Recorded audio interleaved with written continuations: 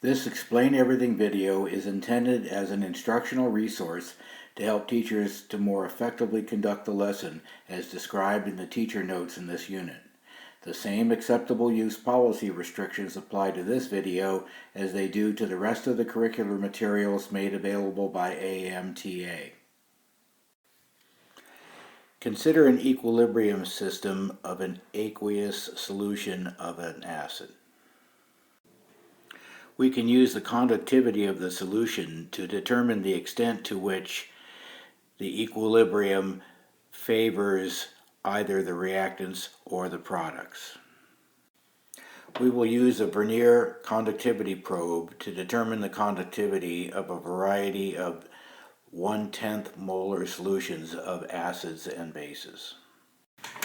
In reaction 1, we use conductivity to determine the equilibrium position of an aqueous solution of 0.1 molar HCl.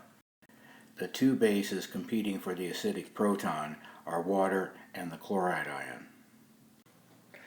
The extremely high value of conductivity is evidence that the reaction as written so heavily favors products that we assume it has gone to completion.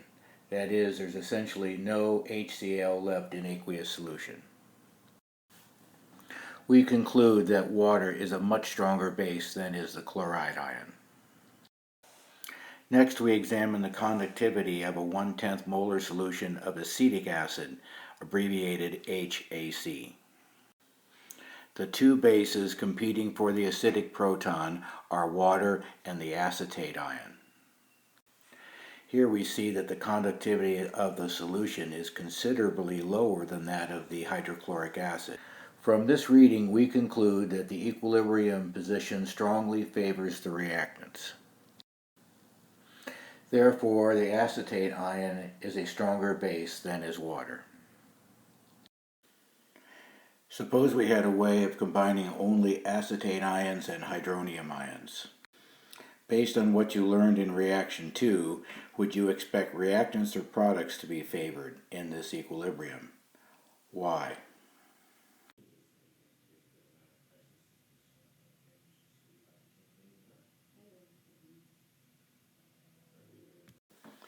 Now let's consider reaction 4, the equilibrium for an aqueous solution of ammonia. The products are the ammonium and hydroxide ions. Consider which are the bases competing for the acidic proton.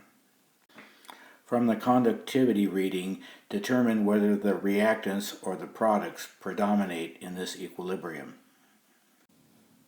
Which of the two bases is stronger? Why do you think so?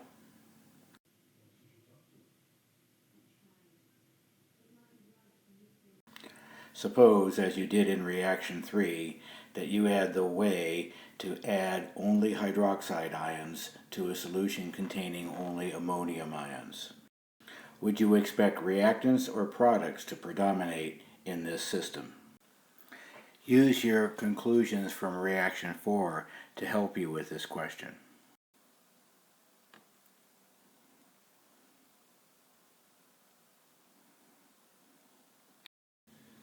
In reaction 6, consider what would happen if equal volumes of 0.1 molar solutions of ammonia and acetic acid were combined.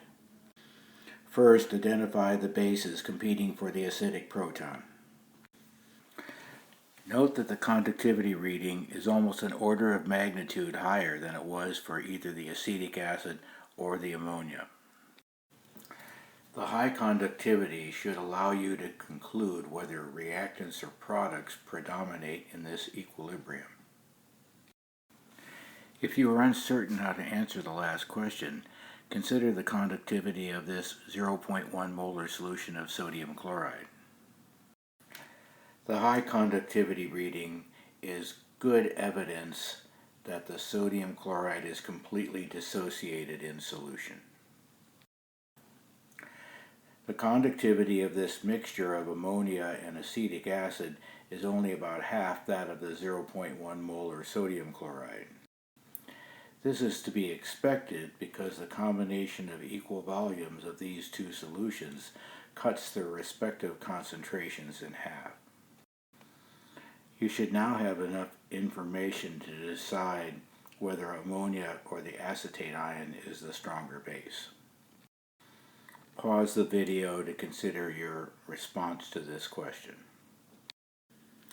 From your conclusions to reactions 2 through 6, you should be able to predict what the reactants or products predominate in reactions 7 through 10.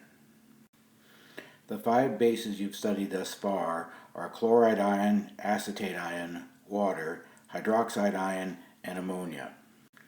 Rank order these 5 bases from strongest to weakest.